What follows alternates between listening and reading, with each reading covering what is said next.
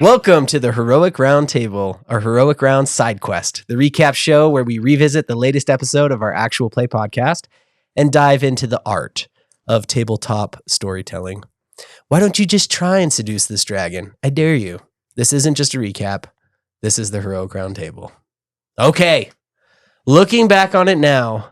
Looking at it now. Were there signs that Cedric was working against Lord Galen? What do you guys think? Yes. Only in that he seemed not pissed off when we told him what had happened. He was like, okay. And I was like, this guy's way too understanding. Okay. Either he's bad at his job or something's up. Okay. That's what threw me off. Is when I just thought it was just incompetence when we first met him. I thought all of Galen's counsels were just shitty. And so his like nonchalant came off as like laissez-faire, whatever it's called. Like, well, I don't care. Everybody's slacking off. Why not me?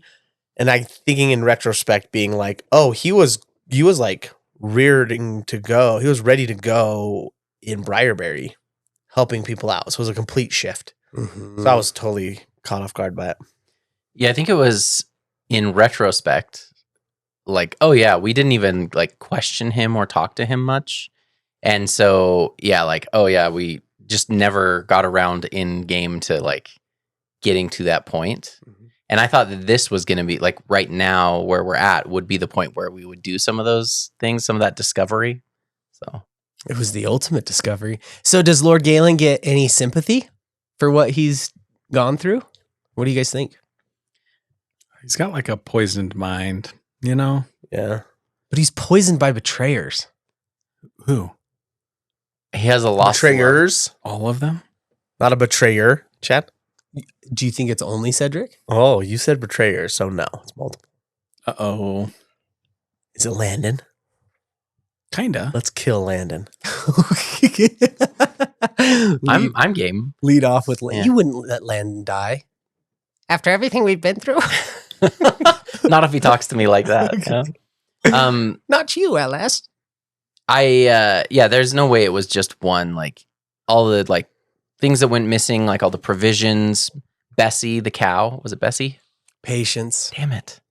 Patience. Bessie's a great name, though. Actually, I'm going to write down that name. But like patience going missing, a lot of servants had to be in on it. Yeah. Or a few. And we know of at least we know of at least 3 people that were involved or actively involved, right? So yeah. But you don't feel bad for Galen. A broken heart is hard to, who are we to tell him how to deal with grief and loss of love? Yeah, I think looking at it, I don't think he stopped himself. Like, he's probably pushed in those directions, but ultimately people have those choices. So I have a little bit of more sympathy now, thinking like, oh, like Oakengreaves was totally setting up your girl with Foxtel and facilitating that. Because they weren't sneaking in and out. Like, that's straight up against bro code, which is worse, I think. It's true. It is. It's true. It's rough. Never trust an orc. Just what I say. A partial orc. Or an orc. An Oakengreaves? Yeah, an Oakengreaves, somewhere in the bloodline. Oakengreaves. All right. User Voodoo Piano has a question for Flavius. Yes. It seems like Chad decided that Flavius was bad at directions without your input. Does that bother you? And what advice would you give to players for how to collaborate on the fly with their dungeon master? Stepping back, it felt natural. I'm a paladin. I'm not a woodsman. You go off into the woods, and like anybody who's not used to hiking, go off into the woods and walk for 5 minutes and not pay attention, and you're going to get lost. So it's one of those things where it's a little like, yeah, I probably could have like stopped and thought about it of like, oh, I need to get better at navigating, or I'm lost, or I should stop. But it's kind of a natural character flaw that just kind of came out from a bad roll. Mm-hmm. And I think that's where it's fun, where a player and a DM can like manage that together of like, it happened once and now it's happened 3 times. And so now it's kind of like not an integral part, but an aspect of Flavius's character that he should not be going out in the woods alone. Mm-hmm. I like that. And yet you keep doing it. Well, it's natural, right? Like, it's just like I was going to the place you guys should have been going to, but you weren't there. That's true. I was thinking, here's tips like on how to find your way. slow down, take your shoes off, become connected with the ground. And honestly, when I say slow down, I'm saying like 10 feet per round to like a 20 movement. He's just ignoring me. If you just added up how much further we could be in the campaign if we didn't have to slow down for... I have a mount. We're fine. You have never once mounted Jake the pony. I totally do. Yeah. When? Also, that's When? private. Yeah, I actually don't have any recollection of you riding Jake either. The Cherokee. You were oh, you were. Mhm. That's right. You were. So you rode him for 100 And then you feet. got him hooked on jam and haven't given him any sense. Yeah. Hooked on jellies and jams. You're an enabler. I'm just waiting for the moment. You're not allowing your pony to live up to the measure of its creation, which is to be ridden. You don't ride your brother. It's a rule. Mhm. Jake would agree. All right, I have a question for LS. User Trailfather asks, LS feels like such a dynamic and believable character. What's your process for taking a character from concept to someone who feels real at the table? Thank you. For me, I like to work from characterization of my characters and have broad strokes of my backstory, and then work some of those like idiosyncrasies. What would that work of my character, and then build and just kind of ad lib how it builds into my backstory, either through like a funny quip or a not funny quip or something else, like just take little elements of that seem small and then just kind of build on those, and things that are fun and kind of jive with the group and jive with the DM and like roll with those. That's how I've done it. It's maybe a less meticulous way to like go with a character or like backstory and things like that. But every time I've tried to make, or the one time I tried to make a super detailed backstory, I had like a ton of information and the character died in the first session. And I was like, this was like hours of my time that I wasted because Colin killed me. And so, We're coming for you, Colin. yeah. Payback's a bitch. Yeah. And so to me, I like the, like building the world part together. So it's like, I have an idea of where it's going, but based on the interactions with the characters. And sometimes it doesn't work out. Like when I told the mob that I would kill him, that didn't really fly, but it was perfect. It worked in the out. moment. Yeah. Kill all of you. Yeah. Mhm. Yeah. So what my perception or perspective of this is that it is very organic. It feels like, where it's more like, let's grow this character as I go, grow as you go. Start with some really strong characterization. You always start with a couple of catchphrases, things that you'll kind of be able to refer back to or use. And then it seems like you then kind of build on that character as things happen and unfold and opportunities come. It's So pretty you cool. you grow with the character. You don't show up with a character. I was going to You're more of a say, grower, I'm not a a shower. grower, not a shower. We're not a shower. Right on. Cool. All right, Mac, I've got a question here for you as well. Speak Sleazy 21 asks, recently there were a couple of scenes where your character succeeded on very low rolls, but the role play was so strong that it felt right narratively. How do you personally feel about that dynamic? Should great role play be able to bend chance, or should the dice results always be final? When I was reading this question, I was thinking back on what they were referencing. It was with Rowan, you successfully intimidated him with like a 4. Yeah. Right? It was really small. And then you also had a moment with Recruited. What's her name? with Lola. Lola. Yeah, you did your speech in the speakeasy and were able to recruit And I think Lola. I rolled like a 4 and again. again, it was like a similar role, but Yeah. you were able to still succeed. I think roleplay should play a part in there. But as a player, when I put a ton of like roleplay into it and then the die is low, it's kind of like a gut punch feeling. Oh, for sure. Because it's like, oh, like I wanted to build this up. I wanted it to be cool. I wanted to succeed. Mhm. And so I do like that, at least at our table, that can influence a little bit. but it still wasn't like the whole clan was like, yeah, True. let's go get it. Like we're in on this. Yeah. So that, you see the result of the die in that, but also I won over Lola, which if I had just gone, okay, I want to recruit them to come fight and just roll the die. And if it was a 4, I think you probably would have been like, doesn't work. Yeah, you're exactly right. I was thinking about this myself. I do very clearly, not like consciously, but very clearly, I weight the role playing aspect more than I'll weight the die in a lot of those situations.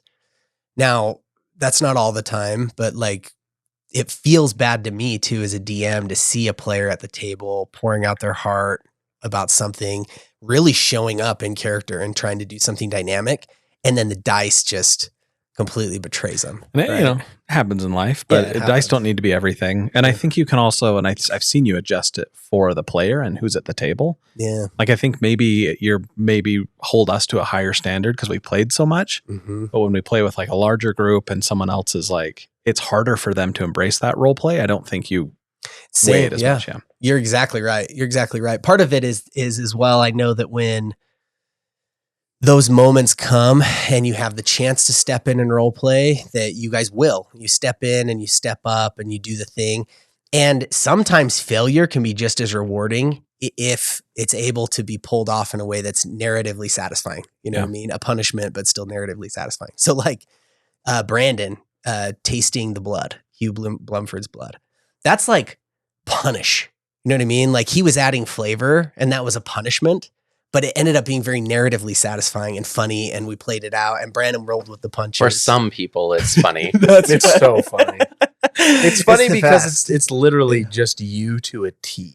Yeah, that's fair. It's great. But to John's point, as a DM that has played so many hours with Brandon, I think there's more trust. It's like this yes and, thing that happens in improv where I know he trusts me, I trust him, and I feel comfortable doing that. If he was a new player or somebody I haven't played with very often, I don't know that I would have been like, hey, this is the first session, punish, you're a werewolf now. You know what I mean? I would have maybe been like, like you maybe don't feel good. Like there's, I would have played it a little different. But when there's some trust, then it feels pretty cool to be able to explore that stuff. Allegedly a werewolf. That's right. Allegedly a werewolf. Good stuff.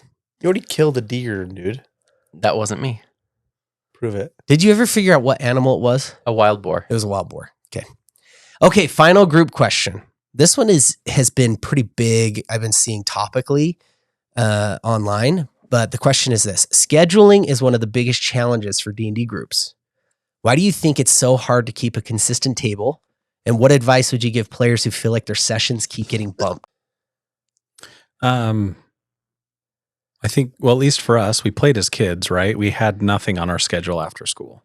So it was so easy, so natural, and we loved it.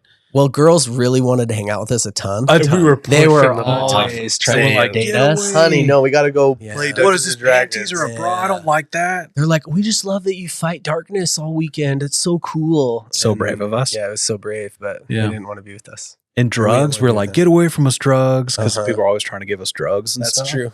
It's true. Lots of parties we missed, but whatever. No. And then as you get older, life happens, right? Was it Reed Hastings said that Netflix doesn't compete with Hulu? It competes for everything because it's a game of attention. Yeah. And it's like, we have to compete for everything in our lives to get this together.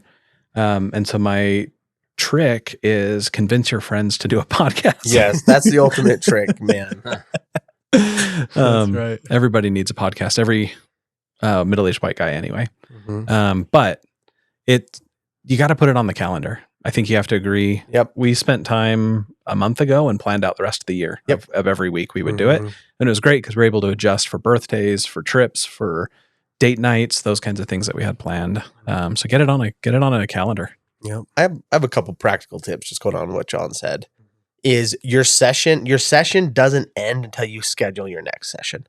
Oh. Like, you don't let people leave the table or get out of the Zoom call, whatever it is, until you know when you're going to be playing next. Yeah. Like, even if people doesn't have it, because that way it gives the DM or the person who's trying to organize it, like a reflection point to then say, hey, it's 3 weeks away, it's 2 weeks away, whatever it is. Like, is everybody still good? I think that has been huge because I play a session. I play a campaign. No, I was just thinking we could sell marketing software automations to get people to, like how dentist office text you, just be your DMs texting you. Yep. Anyway. So I play with my wives, all of their siblings. So it's Wait, a big, all of your wives? all of my wives. Uh-oh. 9 of them. Religion Just kidding. reveal. Nope. I play with my wife and all of their siblings, of her siblings. So it's a group of like 8 people. Everybody's married. And if we schedule the next session after we're done, we almost, our success rate's like 80, 90%. Just getting it there. And then I think the second practical tip is don't aim for every week. Unless you can. And Unless you can and awesome, facilitate it. And that leads it to basically the question, be realistic. If you have jobs, kids, a career, other things that are going on, like if you're pushing yourself to like do it, if my expectation is every week, but Brandon's expectation is once a month, John's expectation is every 6 weeks, your expectation is 8 weeks, like talk about it realistically. And I think just like doing that and setting the groundwork for the table to communicate and being like, we're going to play every other week, or we're going to play twice a month, or we're going to play once a month. That way, when you're scheduling it after your session ends, it makes it a lot easier.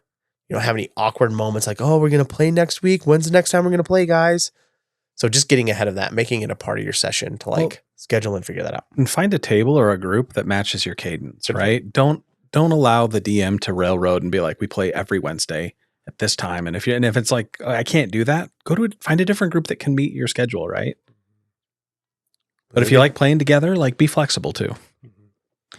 Yeah, I would say that my pragmatic advice would be there's a time in a season, right? And then sometimes there was a time in a season like where like a lot of us lived together and we played like 3 or 4 times a week. We played 3 or 4 campaigns. Yes. So we played at the table with other people involved like 3 or 4 times a week, and it was a lot of dice. Like we just left stuff on our kitchen table because we'd sit down and play the next day. Yeah. Well, I bet that was awesome for you guys. It was honestly the best time. We've been chasing that feeling ever since. Yeah. But like things happen, things change, party members move away or, can't play. And Or get married. Yeah. And so and there have been times when I don't play, and that's okay. Right. But it's finding the people that have the same cadence and want the same time frames, like John pointed out. So I think that's like, be realistic about it. And if you're playing, like if you get the chance to play every week and that's a priority for you, that's awesome. I also think from as a DM, put on my DM hat. If you can leave a session with momentum, I think that people are more likely to be interested in setting up and be like, oh, that was great. Or we left at this point, and we really need to figure this out. There's more attentiveness to scheduling and getting that piece back on the board. Right. So that piece really can be helpful, but that can be hard for every session, right? Like, because you're always going to have off sessions, right? Where people leave and you're just like, that wasn't it, Yeah. That never happens with us, but in other groups that I've played in, that's, and so that can be something too, right? Like try to make sure you end on a high point, or if you are going to play like pretty far apart, like months apart, having like a good cliffhanger or a piece that really wants to bring people back to the table, that can make a difference. Yeah. And if you're the flake, admit you're the flake. Like if you're the problem being like scheduled around, just admit it to your group. Like open up communication. If you have a really weird schedule, don't overpromise and then underdeliver. If you're the problem person, don't be a problem person. Just be honest, saying, I have a really weird schedule. I'll do my best. Please remind me. Like just own it. Like it's not, if you just get it out in the open, it doesn't create these awkward scenarios where you double book and then 2 days before you need to play, and it's like, oh shit, I haven't told anybody. I'm going to feel awkward. I'm going to cancel 4 hours before. Just own it. Like just get ahead of it is what you can do. Yeah. Speaking of cancellation or late cancellation, what's the etiquette? Do you feel like? As soon as you possibly know.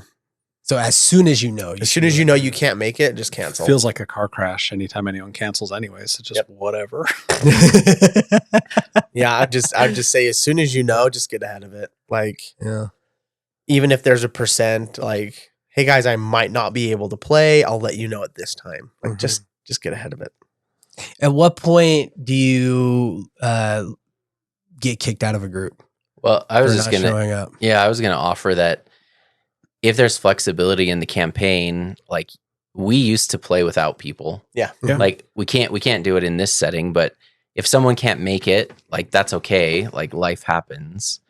And also I think it depends on the group setting, right? Like if you're playing at a game store every week, like, and you can't make it, the game goes on, right? If it's your excuse to get together with your friends, that's a little bit different, right? Potentially. But yeah, it's okay if people can't make it sometimes. If the DM is okay and comfortable with having that flexibility. But also there are sometimes sessions where you can't do that, right? If a character is pivotal or there's a big fight or something like that, then just reschedule. But yeah, it happens. Life happens. Because I think we had a campaign when we played the girls' campaign that we played. You dipped out after a while, didn't you? You just stopped playing, and then John started playing. And it was like no hard feelings. It's like life's gonna change. Life's gonna go up and down. But it did get better when John joined, right? It did I think way you better. did say that, right? Way better. I believe we still use the term grabitos. Grabitos. Yeah. Oh, was that from it? Yeah. That's so funny. Because I was a ranger, I was a druid, Uh-huh. and I would scrounge for grubs, and then Zach had a cooking skill, and so he'd make burritos. Oh yeah, Maybe we made grabitos. Grabitos. And I think you like critically succeeded, and they were like the best damn burritos anybody had had. Oh yeah. And then I turned another. I created a character named Grabito Badger Baron. Did you? So, when do you kick someone out of the group, Chad? I have never succeeded. You guys are just here for 28 years. You're never gonna get rid of us. No, I feel like Chad today, if somebody needed to leave the group, I think I would actually address it, and actually talk to them about it, hopefully to give them a chance to not leave the group, and say, look, like, I'm concerned. I don't think that it's working. Like, I would love to have you stay, but like, how do we work that out? In the past, I'm embarrassed or ashamed to admit that I've just kind of ghosted people, and like, I won't name names, but there's people who have just kind of stopped getting invited, to the group. And that's rough. And also it was the right thing for the group. And that's not to say that they were always a bad fit. Yeah. It's like seasons come and seasons go, like we were saying, and sometimes it's a good fit and sometimes it's not. I will also say that my desire to include everyone has also bit me in the ass before too. I was about to. I know you're going to bring it up, Yeah. but we've had a group of 12, 14. 14. At one point, we had a 14-person group at the table, and that was awful. I'm not Brendan Lee Mulligan. Like, that's freaking. And that wasn't even Westmarch style. It wasn't was Westmarch all style. at one table. I was like, I'm going to do a one-on-one with you for 4 hours while the rest of the crew just hangs out. That's right. I never did that, but someone did. Oh yeah, that is right. Okay, everyone's going to sleep. I don't go to sleep. I'm going to go explore. Let's just hang out. Yeah, that's rough. 14 people. That's rough. So yeah, I think that I don't know at what point I would say, oh, this person has missed so much that we should just not have them come. It probably isn't very many sessions though in a row. Like if they've missed 3 or 4 in a row, I'm probably saying like, hey, we'll catch you next campaign. You know what I mean? Like Yeah. it looks like it's not a good fit. You've become an NPC. Yeah, like you're an NPC or you're not in the story anymore. Like that. I think that that's probably where my mind goes. Because as a DM, it's actually pretty frustrating to create a story that has hooks for everyone, storylines for everyone, and then you have people just vanish in the middle of that. You're left kind of spinning a plate or saying, oh, this person is now doing this thing off on their own while everyone else is moving ahead. It's just kind of annoying to the story. It's frustrating for me personally. Cool. You've made that work sometimes though. Yeah. Well, you You've get made it creative. work, yeah. You get creative and you make it work. It's like, it's not, this isn't what we do here isn't life or death. It's like And these are storytelling. great conversations to have during session 0. As you're figuring out your campaign, True. what does it look like? How consistent do we want to be? What is everybody's schedule realistically? Like, get ahead of it. If you get ahead of it, it's so much easier to have those conversations. And it's easier to have the hard conversation early before it's really bad than it is to put it off, ignore, wait until it's like everyone's frustrated in their feelings about it, you know? So that's good advice, Zach. I would also add that when it's time to kick somebody out, if one person is making like the group feel uncomfortable by like hitting on another player in real life or like even in game too much, right?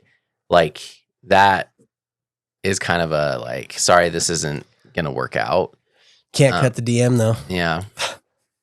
And so, so like You've harassed your way into my heart. yeah, so that, there You are, like it. You all like it. yeah, there are definitely times when, and thankfully because we most often just play with friends or people that we've known, it hasn't been too much of an issue.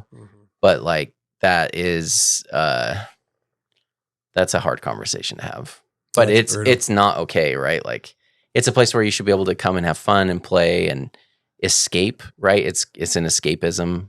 And so when people are getting sucked back into it, or if the campaign is like heavy and weird things that people don't feel comfortable with, that's also right. Like I don't feel comfortable with manticores, dude. They're obscene. Can you pivot? I'll pivot. Manatees. love me some cows of the sea. Cows of the trees, bitch. They fall on you. That's the most dangerous thing that manatees do. The manatees. They're coming out of the trees. Cool. It's good advice. Good advice, Brandon. Okay. Any questions for me? Yeah, I got one for you. So this is from me because I'm This is asking. from User LS. user you. User me. Mhm. So this last session we had a pretty big reveal, and there's been a lot of pieces moving, and some pretty good M. Night Shyamalan. Not that much, but some big reveals. Mhm. So what changes did you make to this encounter, if any, based on player decisions? Yeah. You know what's interesting is this encounter doesn't happen if Lord Galen is not in the cells. What? Do you know what I'm saying? Yeah, that makes sense. This encounter didn't actually come onto the table as probably the place where you're going to meet Marcus Foxtail and see what's going on until you guys left the Thorn Fort with Galen in the cell. If Galen was free, I don't see this happening like this because Galen would be up everyone's butt. Specifically, he'd be there with Oakengreaves and he'd be in the thick of it and all that stuff. So in a very real way, this You did this. encounter is created so much by your Us. decision to do Yeah. that. You know, I think additionally, going back even further, you would never be in a position of confidence with Landon Thorn in the way that you are if you hadn't really wrapped your arms around him and sort of helped him and turned him from just like a guide that was almost like a babysitter that was taking you through the Thorn Fort or taking you through the Thornhaven Forest and very like bumbling whatever, to kind of having a big combat with you at Corbeau, then ending up becoming more in your confidence as he's watching Hugh Blumford, your prisoner, you know, and traveling with him. Like you created a really cool relationship with Landon that put you in a position where you're kind of closer to Oakengreaves and the things that are happening with Cedric. So that's a big deal too. I think the other part that's interesting is like Oakengreaves has been a traitor since the beginning. So when he's at dinner with you guys, I knew he was already in Foxtail's employ. Like I knew all that. The thing that's an opportunity with any player choice is like to explore that with him at the table. You didn't spend a lot of time getting to know Oakengreaves or talking to him, even when it was clear, like the next morning, like those prisoners had vanished, you know what I mean? Out of the cells that you guys had just captured. And it's like, what the hell? You know, it's kind of like, we didn't I don't follow know. up with that but at you all. didn't, and Yeah, that's yeah. okay. You did. I think that like if you had stayed in the Thord Fort, would Alaria have been imprisoned there? Would she have been allegedly beaten by Galen? She fell and hit her face on a treasure chest. So it's when Mac's she was fault. trying to rob him. It's not anyone's fault, but I'm just saying like these things, I mentioned it in a previous conversation we've had where your characters are really like a Rube Goldberg machine. You know, you're the marble. And so I really see almost everything that happens becomes an outward, like it's an outflowing of what's going on with your guys' characters, which I think is really cool. That's how I like it. That's how I like it. Personally. Who runs the world? Girls. No, us. Oh, you. Yeah. I think the other part that's interesting is like the manticore, right? The male manticore threatening Briarberry and all of that. Like there was a chance that didn't happen. You know, the manticore returned to Corbeau Castle, Kittens. you know, to the slaughter that was there. And you could have very well had an encounter with the manticore way back then, you know, around the treasure episode. So there's so many things where stuff is moving and I kind of have a feel for where they are. And your choices really let you decide if you're going to dance with it or not, or deal with consequences later or not. You know, it's interesting. It's my favorite part of D&D. Yeah, it's like choose your own adventure, but the adventure isn't like super in stone. You know, like that, like there's like some pages that have been written and then some that are really waiting to be written based on, you know, consequences of what comes. That's Cool. how I would answer that question. Good question, Brendan. Was user you satisfied with that? You bet. Nice. Thanks, Brandon. Any other questions? Do you feel like we're close to wrapping up season 1? I really do. I think you are. We mentioned this. We've talked about it a little bit. Once the Manticore thing is settled, there's still the question of the curse and the Silver Daughter. But those are kind of the biggest things. I think maybe there's also a strong side quest that has to do with werewolves. That would just be like, how do we cure the wolf germ? But I feel like those maybe are kind of the big 3 that I'm thinking of. But those don't really impact us, the werewolf one. Yeah, so that's it's right. like Werewolf. And it's more a zombie gentle one. thing. That than- is. You're coming of age. Gentle and Hugh Blumford. It's time for your werewolf bar mitzvah. Mm-hmm. Spooky, scary. Cool. All right, that's it for this episode of the Heroic Roundtable. Thanks for hanging out with us. Remember to submit your questions so that we can feature it in the next episode. If you're enjoying our content, don't forget to flank that subscribe button or cleave to leave a review. It helps the show grow and will eventually will allow us to afford to release our own brand of energy drinks. Right? Yeah, baby. Until next time, remember to live heroic and die historic.